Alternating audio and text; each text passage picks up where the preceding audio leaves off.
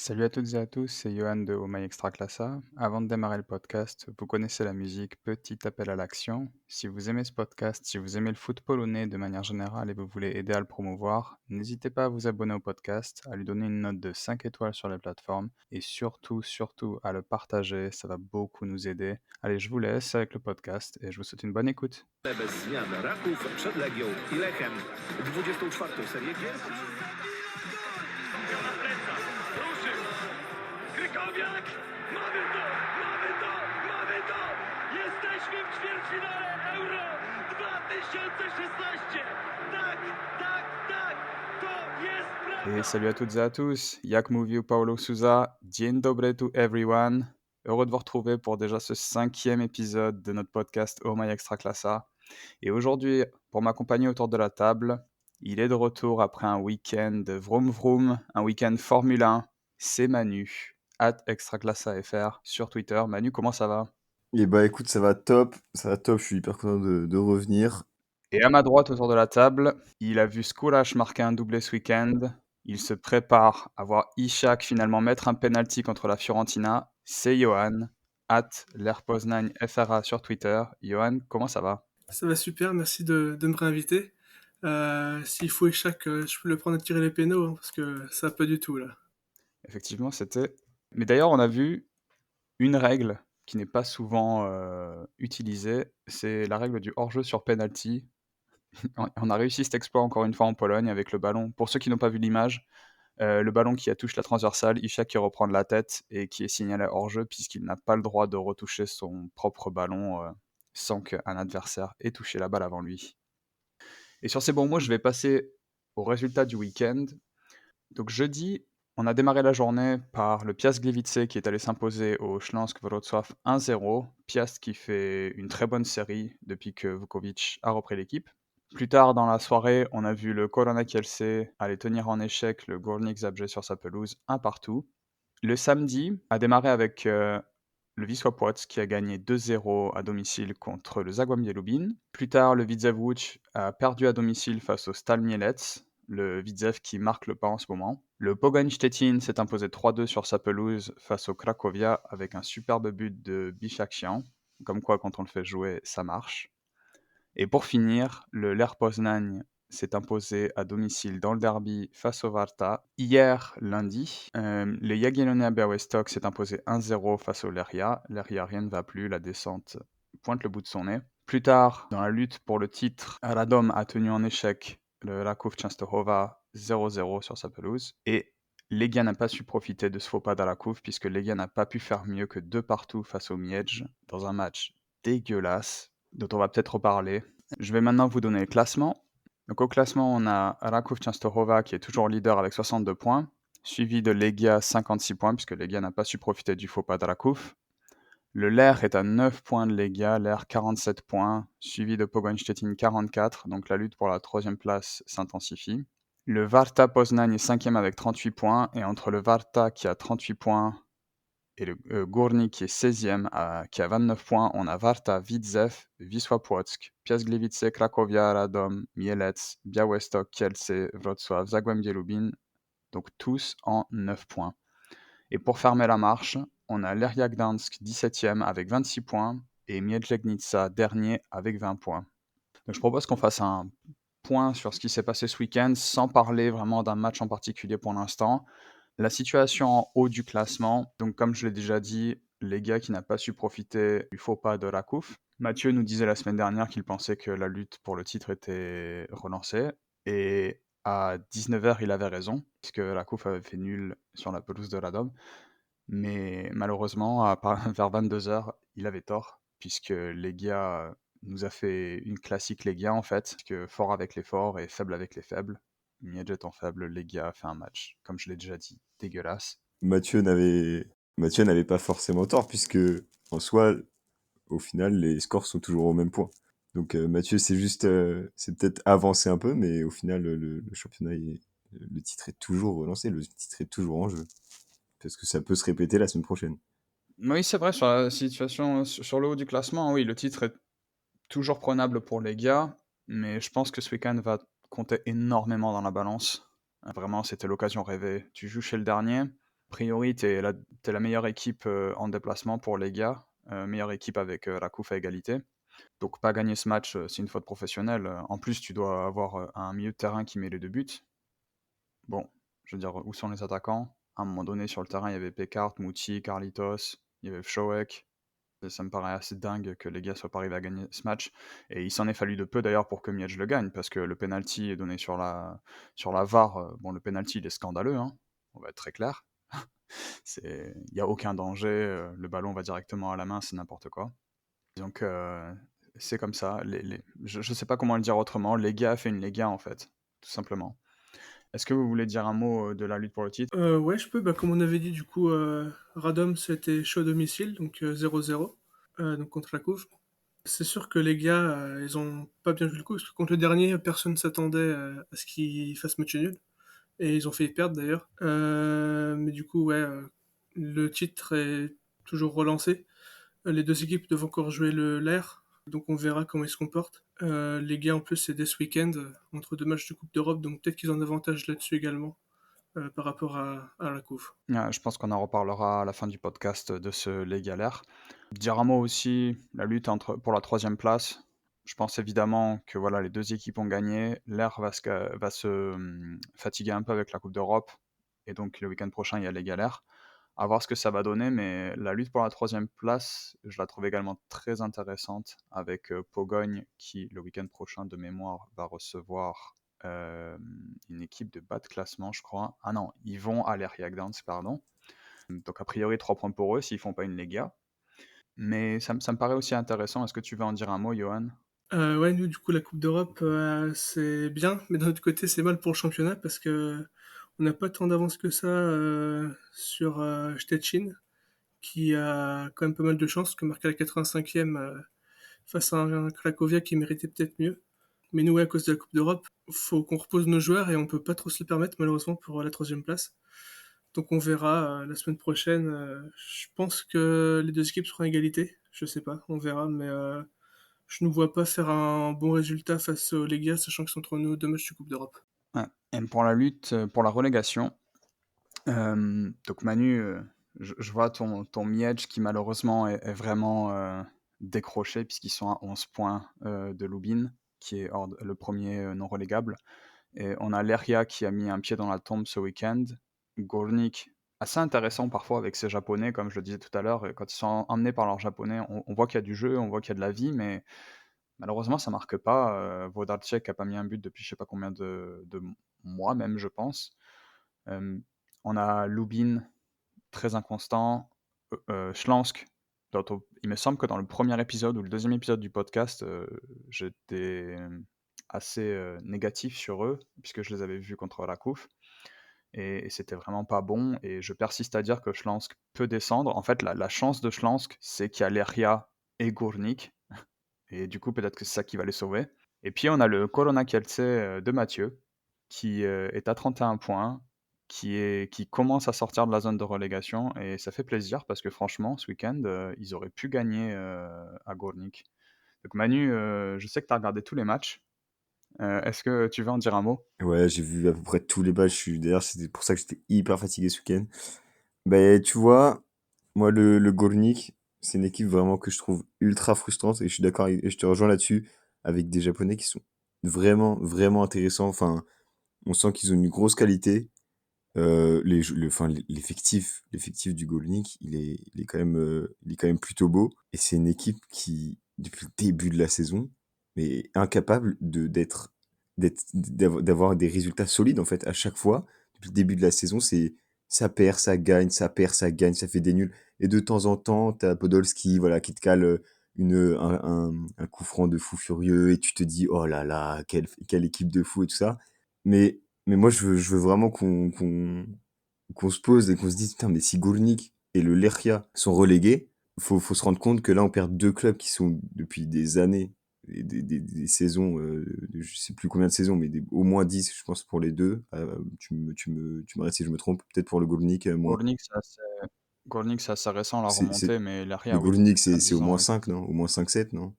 Gornik, ils ont dû remonter il y a Ouais, 5 ans à voilà. peu près, ouais.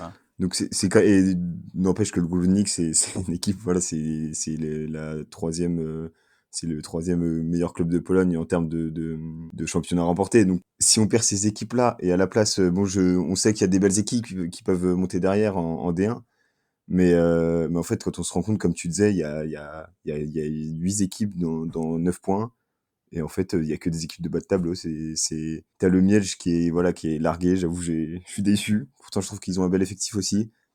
Mais en fait, on se dit, oui, comme tu le dis, le Śląsk, ils vont se maintenir, mais parce qu'en fait, il y a des clubs qui sont encore plus nuls qu'eux, mais eux-mêmes sont nuls, en fait. Et franchement, je sais plus quoi penser, en fait, c'est tellement décevant de ces clubs-là, et il y a vraiment un gros problème sur les gestions des clubs et même sur les motivations des joueurs, en fait. Ouais, c'est vrai que, voilà, si on regarde les dynamiques du moment, on a 2 équipes qui sont vraiment pas bien, 3 équipes qui sont vraiment pas bien dans le top 10. Widzew, donc j'en ai parlé, qui a fait 3 défaites de nul, sur les 5 derniers matchs. Cracovia, 3 nuls de défaite et Radomia Radom, 3 défaites de nul aussi.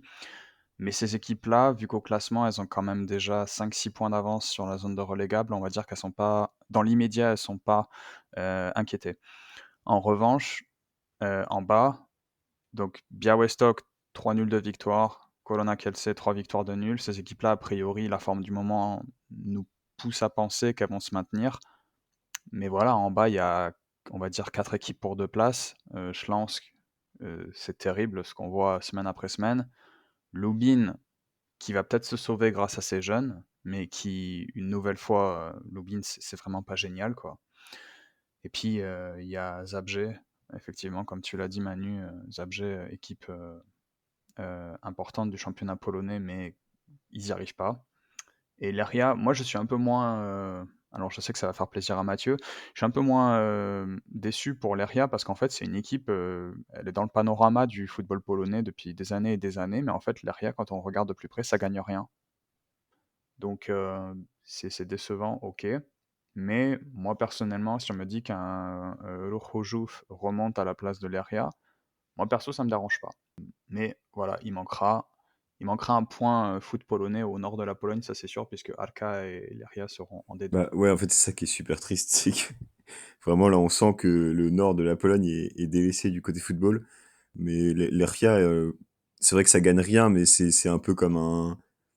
Enfin, j'espère qu'il n'y a pas trop de supporters de l'OM qui nous écoutent, mais tu vois, c'est un peu comme un OM ou un Lille ou un Lyon, tu vois, qui sont des clubs. C'est un club qui doit être important. C'est un club qui. Je veux dire, Gdańsk, c'est pas n'importe quelle ville. Le Lechia, c'est quand même un club qui est assez historique.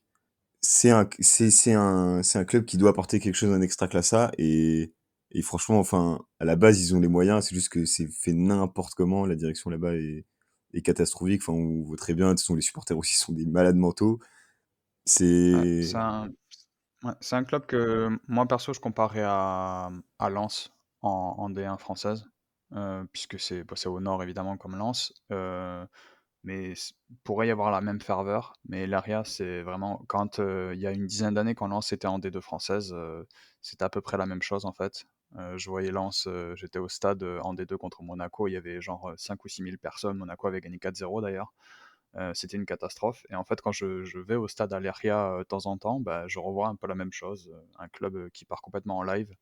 Et malheureusement, je pense que ouais, pour eux, la descente est pas inévitable, mais là, ils ont déjà 5 points de retard. Donc ça commence à faire beaucoup vu leur rythme, puisqu'ils ont déjà 3 défaites sur les 5 derniers matchs également. je pense que ça leur fera du bien de descendre, en fait. Pour le coup, bah, c'est un peu comme le Górnik, hein, mais c'est vraiment des problèmes de fond, et une descente va peut-être, on espère régler les choses, quoi. Comme le Polonia, revenir peut-être plus tard, peut-être plus fort, quoi. Plus beau. Peut-être par un Français, on sait pas. Ouais, bien sûr, on verra, ça peut le faire. Il y a des clubs comme ça, hein, il y a bah, Górnik justement, quand ils étaient remontés, c'était très très bien passé avec leur effectif, ils venaient de D2. Plus on voit des équipes comme Alakouf qui arrivent à monter et à très bien se comporter, donc pourquoi pas. D'ailleurs, ce qui me permet, en parlant d'Alakouf, ce qui me permet de faire le trait d'union avec la Coupe de Pologne, puisque cette semaine on a vu Legia et Alakouf se qualifier comme attendu pour la finale de coupe.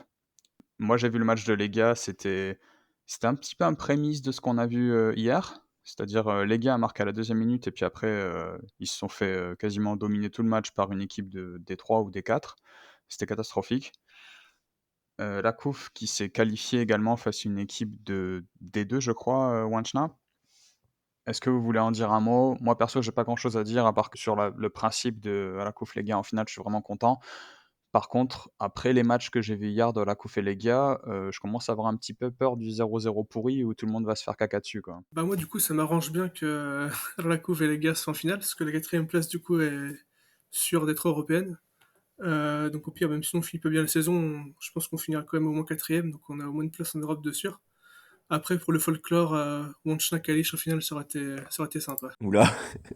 Ah ouais, Wenchna en finale, moi j'aurais bien pris mon somme. Mais non, mais le Rakouf, en ce moment, contre le Gournik, j'ai suivi le match plutôt sur Flashcore, enfin les stats et tout ça, j'ai suivi les buts. Ils ont l'air d'avoir quand même assez plutôt galéré. Et en fait, actuellement, moi je sais pas ce qui se passe au Rakouf actuellement.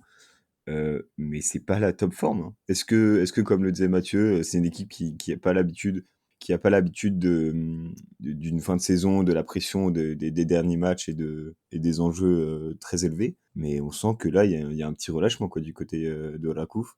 Et je pense que le Legia, bah, moi en Coupe de Pologne, là, je vois le Legia, empêcher le Rakouf de faire le triplé. Ouais, effectivement, bah, moi j'espère, hein, que Legia va empêcher Rakuf de faire le triplé. Mais ouais, c'est Mathieu qui disait ça, que Rakuf, ils avaient pas forcément l'habitude des luttes pour le titre. Néanmoins, là, c'est la coupe, donc je pense que c'est un petit peu différent. Ils ont l'expérience, ils en ont déjà gagné 2. Donc, on verra ce que ça va donner. Je suis assez content de cette finale, en tout cas. Et d'ailleurs, tu as raison, Johan, j'avais pas pensé à ça, mais effectivement, ça veut dire que la 4e place va être qualificative pour la Coupe d'Europe, même si ça sera sûrement la Conference League, je pense. Ce qui me permet donc, puisqu'on voulait faire un gros plan en Coupe d'Europe cette semaine, on va commencer par parler du match Ler-Varta. J'ai vu le match personnellement, je sais que Johan était au stade aussi. Et donc Ler qui a gagné 2-0 sur un doublé de Skolash. J'ai envie de dire, ce match circulé, il n'y a rien à voir. C'était vraiment le minimum syndical pour Ler.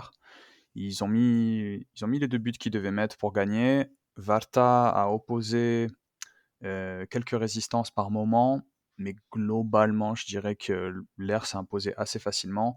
Une tendance à mettre tout leur jeu sur Skulash, ça c'est un petit danger que je leur vois.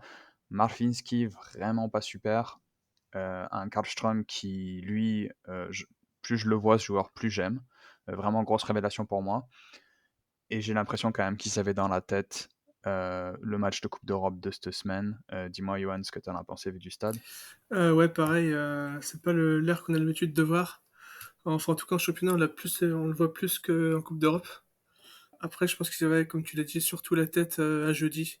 Le match là, je pense que s'ils le perdaient pour eux, ça ne changeait pas grand-chose.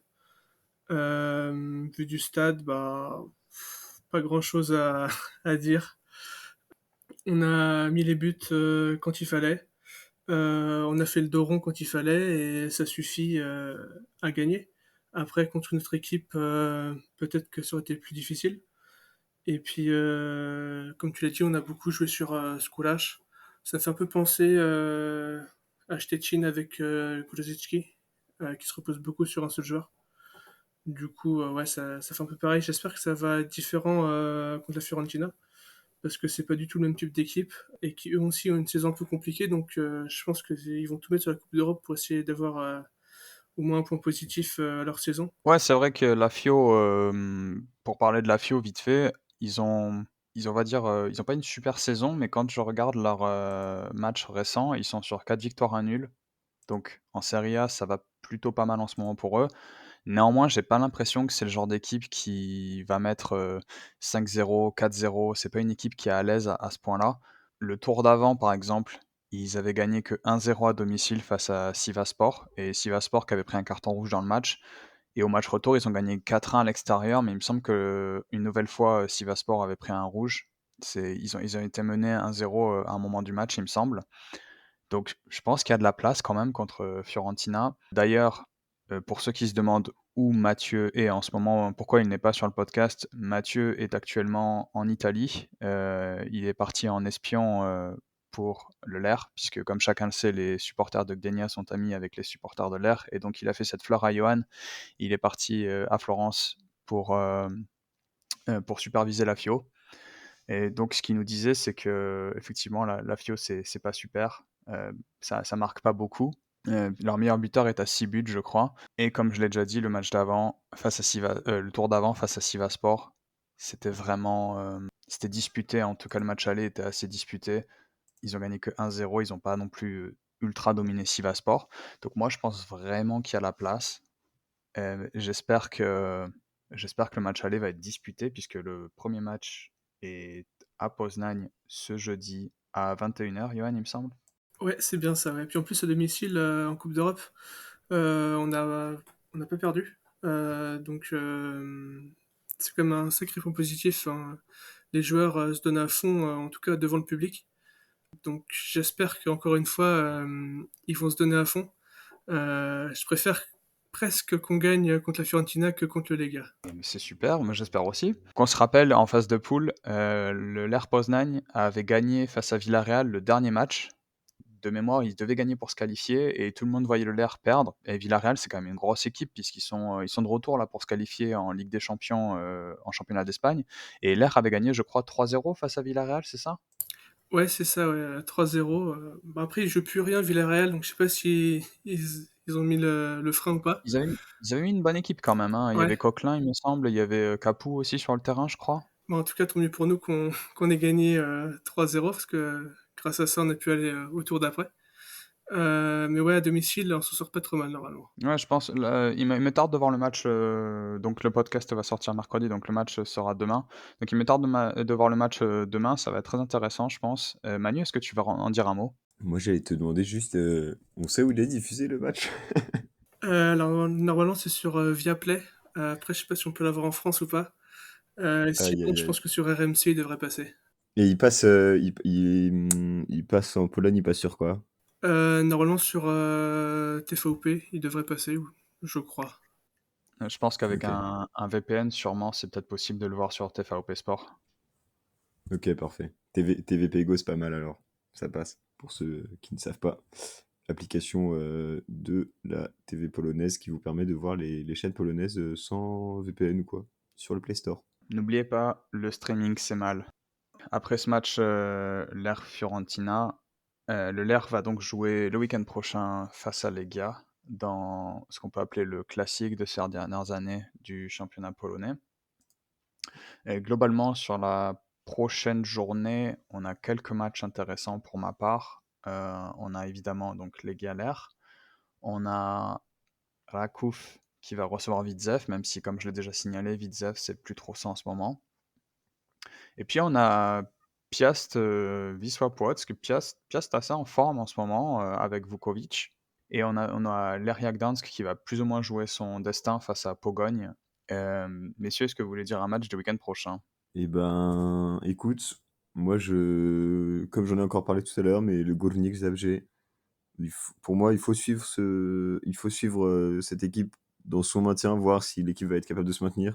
En plus, elle joue Lubin, donc vendredi soir. Un très bon match à regarder peut-être avant d'aller en soirée ou en soirée hein, si vous vous ennuyez. Franchement, sinon, bah évidemment, Rakuf ou le Lega, c'est clairement les deux gros matchs à suivre pour la lutte au classement, hein. Ouais, j'ai vu d'ailleurs que Manu, il y a un match spécialement pour toi lundi soir à 19h, puisqu'on a un Stal Mielec, Miedź Legnica. Ça, c'est le match, si tu dois brander la Ligue polonaise de ton point de vue, je pense que c'est ton match. En vrai, tu dis ça en rigolant, mais je vais 100% le regarder. Mais après, je vais, je vais le regarder surtout parce qu'en fait, c'est le seul match du lundi soir. Et j'aime bien quand il n'y a qu'un seul match dans la journée. J'aime bien le regarder en entier. Et surtout que Legnica, et bah, t'as vu ce que ça donnait face au Lega. Je dis pas que j'y crois encore, mais est-ce que ça peut terminer peut-être devant le Lechia, peut-être devant Górnik? J'ai envie de voir. Moi, franchement, c'est une équipe qui est assez plaisante à voir évoluer. Il y a vraiment des bons joueurs, ils ont des internationaux, ils ont des ex-internationaux. Ouais, je vais clairement regarder ce match. Ouais, bah, pour ma part, évidemment, donc comme j'ai déjà signalé, le gros match du week-end, ce sera les Galères, le dimanche à 17h30 heure française. C'est diffusé sur Canal+ en Pologne et TVP Sport. Après, je je veux dire comment je vois les choses. Legia est fort avec l'effort. L'Air sera fatigué de la Coupe d'Europe. Je pense que Legia va battre l'Air. Et je pense que côté Legia, on va tous regretter ce match nul à Legnica parce que malheureusement, Rakuf va gagner contre Vitsev 2 heures avant. Et ce qui fait qu'à la fin du week-end, ce sera toujours le statu quo en haut du classement. Johan, est-ce que tu me rejoins sur ce point? Ouais, je pense que le match de jeudi va bien nous crever.